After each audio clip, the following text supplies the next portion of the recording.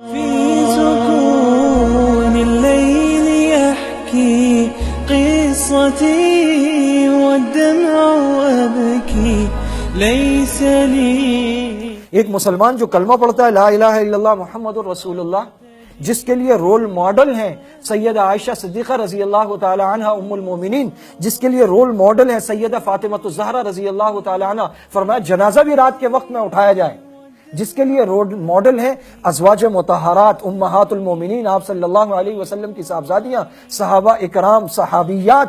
وہ شخص کیسے یہ بے حیائی کا کام کر سکتا ہے؟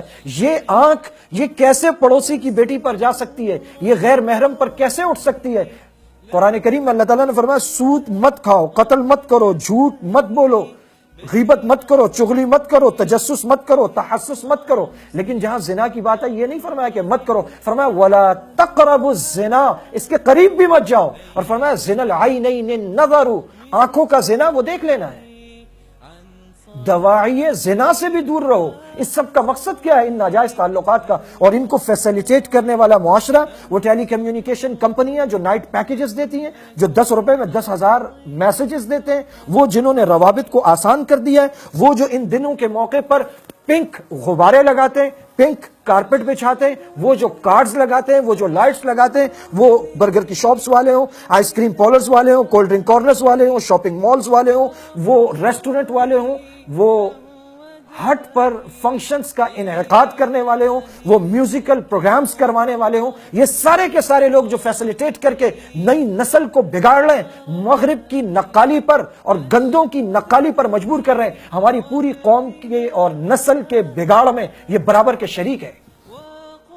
اگر سامنے والے کی بیٹی محفوظ نہیں رہے گی تو ہماری بیٹی کیسے محفوظ رہے گی؟ اگر ہمارے گھر سے گفٹ چل کر سامنے والے کی بہن کو گیا تو کیا گارنٹی ہے کہ اس کے گھر سے نکل کر وہ گفٹ ہمارے گھر میں نہیں آئے گا؟ دوسروں کی بہنیں اس لیے کہ ان پر گندی نظریں اٹھائی جائیں، ان کے ساتھ راتوں کو کالز پہ بات کی جائے، ان کو میسیجز بھیجے جائیں، ان کو کارڈز دیے جائیں، ان کو یہ پنک غباروں والے اور یہ دوسرے اور یہ ریپرز والے گفٹس دیے جائیں، اور پھر کوئی یہ سمجھے کہ میرا گھر محفوظ رہے گا. ان خیال استو محال استو جنو، جو آگ وہاں لگاؤ گے وہ وہاں سے بھڑکتی ہوئی تمہارے گھر تک آئے گی، یہ الاؤ تمہیں بھی دہکائے گا. مبارکباد کے مستحق ہیں وفاقی وزیر داخلہ چودھری نثار صاحب، جنہوں نے کم از کم اسلام آباد کے ایریے میں اس طرح کے پروگرامز پر پابندی لگائی ہے.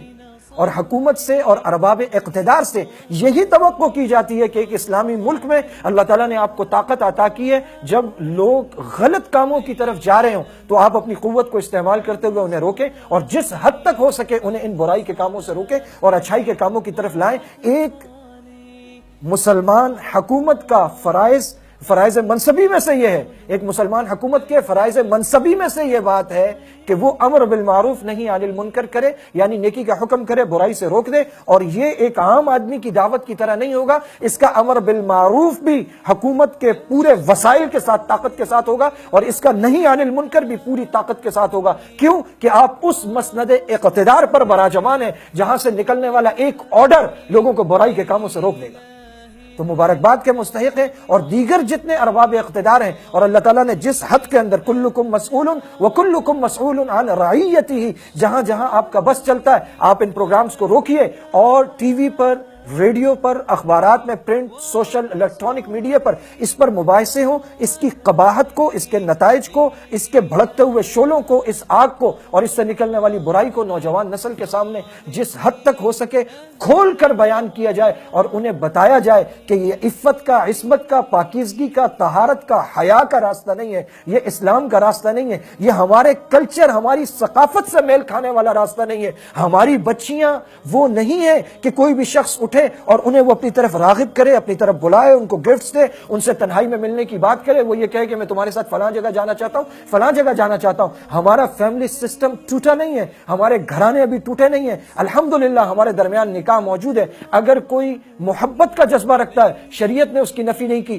پسندیدگی کا جذبہ رکھتا ہے شریعت نے اس کی نفی نہیں کی. اپنے بڑوں کو بھیجیں، نکاح کا خطبہ بھیجیں، پیغام بھیجیں اور نکاح کیجئے. یہ طریقہ ہے شریعت کا. اور وہ لڑکیاں جو ان چکروں میں پھنستی ہیں، ہماری وہ بچیاں جو اس برائی کی طرف جاتی ہیں، کیا انہیں معلوم ہے آپ کیا کر رہی ہیں؟ آپ ان ہوس کے درندوں کو بتا رہی ہیں کہ ہم بغیر نکاح کے اویلیبل ہیں، ہم اپنے گھر والوں کی مرضی کے بغیر اویلیبل ہیں۔ آپ انہیں یہ بتلا رہی ہیں کہ اگر تم اکیلے ہماری طرف بڑھو گے تو تمہیں کوئی مشکل نہیں ہے، ہم تم سے مل سکتی ہیں۔ ان سے نہ مل کر انہیں یہ پیغام دیجئے کہ ہم تمہاری ہوس کے لیے وسیلہ نہیں بنیں گے، ہمارے گھر آؤ، نکاح کا پیغام لے کر آؤ۔ وہ بچیاں جو اس راستے پر نادانی میں اور کچے پن میں یا بے وقوفی میں چل پڑتی ہیں، وہ گویا کہ نکاح کا راستہ روک رہی ہیں۔ جب معاشرے میں ناجائز تعلقات فروغ پاتے ہیں، پروان چڑھتے ہیں، نکاح کا راستہ رک جاتا ہے، کیونکہ ہوس کا درندہ کبھی بھی نکاح نہیں کرنا چاہتا، ذمہ داری نہیں اٹھانا چاہتا، نام نہیں دینا چاہتا، خرچہ نہیں اٹھانا چاہتا، وہ اپنی ہوس پوری کر کے چلتا بنتا ہے۔ نکاح کی ذمہ داری شریف آدمی اٹھاتا ہے، اور یہ انسانی فطرت کا، اس کے جسم کا تقاضا ہے کہ اسے یہ رشتہ اس کائنات میں چاہیے۔ جب وہ اسے غلط طریقے سے نہیں ملے گا معاشرے میں تو پھر وہ نکاح کی طرف آئے گا۔ یہ بچیاں خود اپنے ساتھ اور دوسری لڑکیوں کے ساتھ ظلم کرتی ہیں جو اس راستے پر چلتی ہیں۔ اللہ تعالیٰ ہمیں حیادار بنا دے، ہماری اولادوں اور نسلوں کو حیادار بنا دے۔ اللہ تعالیٰ اس فعل کی، ان خاص دنوں کی اور مغرب کی نقالی کو ہم پر واضح کر دے اور ہم پر کھول دے۔ ہمارے لیے رول ماڈل ہمارے نبی، ہمارے صحابہ اور صحابیات، امہات المومنین ازواج مطہرات آپ صلی اللہ علیہ وسلم کی اور اہل بیت ہیں، نہ کہ یہ مغرب کے لوگ جو خود مادر پیدر آزاد ہیں اور جن کے فیملی سسٹم ٹوٹ گئے، جن کا معاشرہ برباد ہو گیا، جن کے گھرانے ٹوٹ گئے، جہاں ماں باپ کی عزت چلی گئی، جہاں بہن بھائیوں کی آپس کی محبتیں چلی گئیں، جہاں کے چرچ اور کنیسہ نکاحوں کی تقریبات کے لیے ترسنے لگے ہیں۔ ان معاشروں کی نقالی کسی طرح بھی ہمارے لیے سود مند نہیں ہے۔ پاکستان ہمارا ملک ہے اور یہ اسلامی ملک ہے، یہ اسلامی جمہوریہ پاکستان ہے۔ یہاں کا اپنا کلچر ہے، یہاں کی اقدار ہے، یہاں کی ثقافت ہے، یہاں کی ٹریڈیشنز ہے، اور ہم سب مسلمان ہیں، اور یہ اسلام کے نام پر، لا الہ الا اللہ محمد رسول اللہ کے نام پر حاصل کیا گیا ہے۔ اس میں اسلامی روایات آئیں گی اور یہی اقدار پروان چڑھیں گی تو یہ ہم سے میل کھاتی ہیں، ہم اس سے میل کھاتے ہیں۔ اگر ہم ان کی نقالی میں نکل گئے تو کچھ بھی نہیں ملے گا۔ خسرت دنیا والآخرہ، دین اور دنیا دونوں برباد ہو جائیں گے۔ بين صحبي كنت أمسي غرني الحال وهماني أين أنتم من سؤال